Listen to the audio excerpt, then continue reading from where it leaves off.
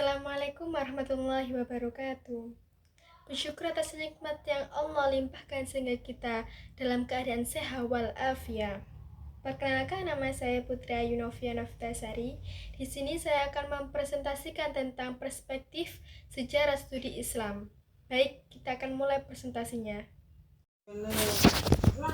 Baik, saya akan menyampaikan perspektif sejarah. Perspektif sejarah itu merujuk pada cara kita memahami dan menginterpretasikan peristiwa masa lalu.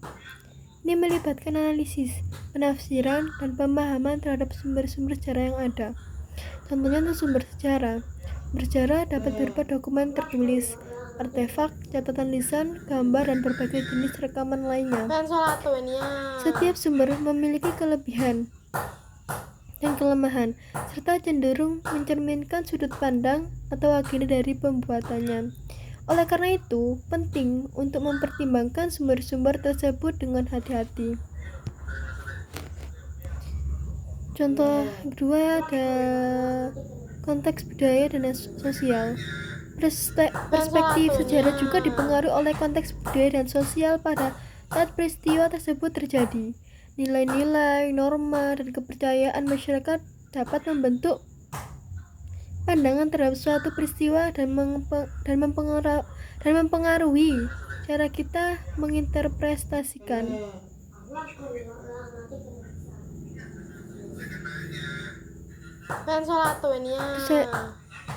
Perubahan terus ada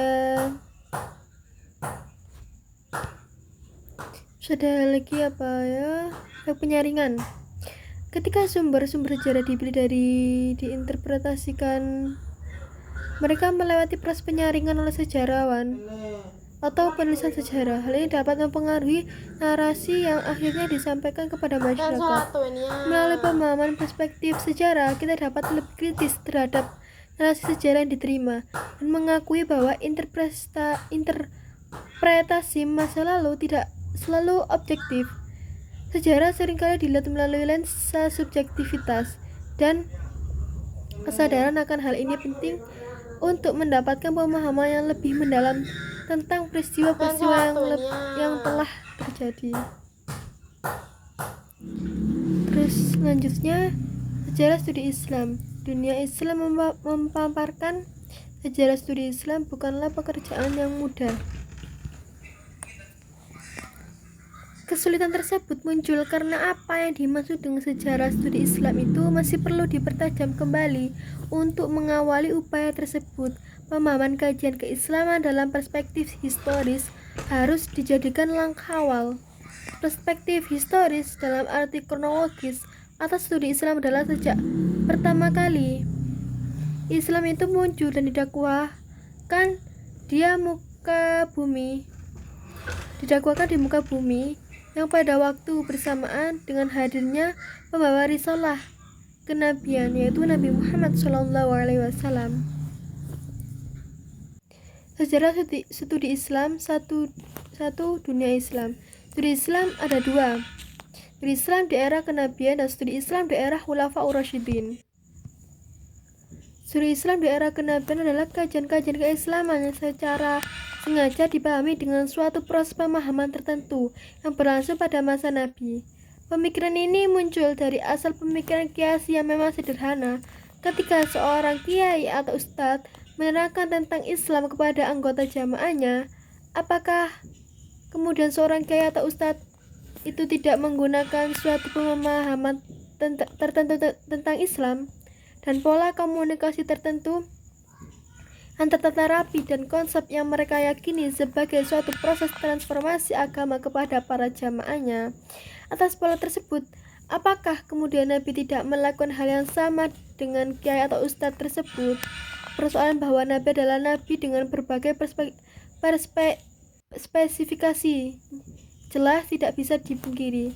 Namun proses penyebaran, proses pemahaman, dan lainnya yang terkait dengan proses pembelajaran tidak lepas dari karakter yang tetap berada dalam ranah manusiawi dan dalam bahasa dan komunikasi yang manusiawi pula.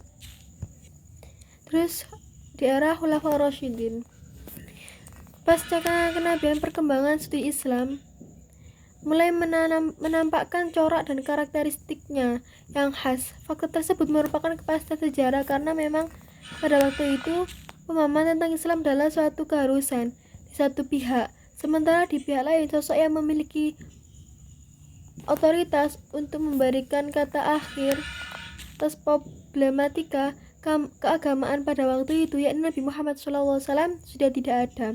Konsep tentang proses pengalihan kekuasaan pada era Khulafaur Rasyidin adalah salah satu contoh konkret bagaimana dinamika dalam Islam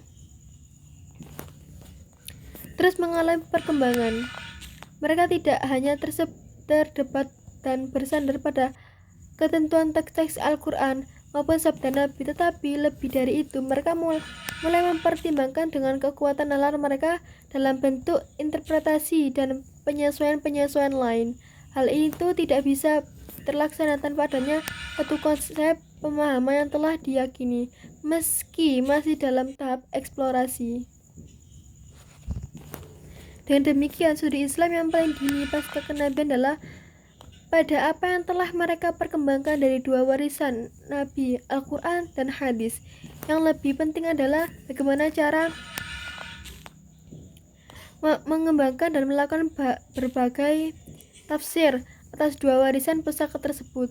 Sejarah itu tidak dapat ditemukan kecuali dengan menarik kembali wacana studi Islam dalam konteks historis. Dan terus sejarah studi Islam, pendekatan pengajian orientalis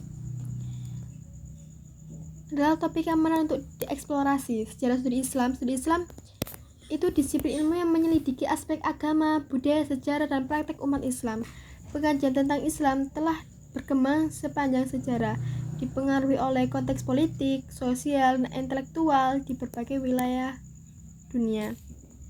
Pendekatan orientalis tradisional muncul pada abad ke-18 dan ke-19 ketika banyak sarjana Eropa mulai mempelajari budaya, bahasa, sejarah, dan agama Islam. Mereka seperti Hermann Renan, Maxim Rodinson, dan Ignaz Goldziher melakukan analisis terhadap teks-teks klasik Islam dan tradisi keagamaan. Namun, pandangan mereka seringkali dipengaruhi oleh orientalisme kolonial, di mana Islam dan masyarakat Muslim sering dilihat dengan cara paternalistik dan kadang-kadang stereotip. Terus yang kedua ada pendekatan orientalis kontemporer. Pendekatan orientalis kontemporer muncul sebagai tanggapan terhadap kritik terhadap pendekatan tradisional. Sarjana-sarjana seperti Erciyes dan dalam karya monumentalnya Orientalisme menyoroti bagaimana pandangan Barat terhadap Timur termasuk Islam seringkali dipenuhi dengan bias dan stereotip. Pendekatan kontemporer ini berusaha untuk memperbaiki ketidakseimbangan dalam studi Islam dan mengakui keberagaman dalam pemikiran dan praktik keagamaan di dunia Islam. Terus ada signifikansi pengajian orientalis dan pendekatan orientalis dalam studi Islam. Pengajian orientalis dan pendekatan orientalis tradisional serta kontemporer memiliki peran penting dalam memahami Islam dan masyarakat Muslim. Mereka membantu dalam menganalisis teks-teks klasik, menafsirkan sejarah, dan menggali pemahaman yang lebih dalam tentang agama dan budaya Islam.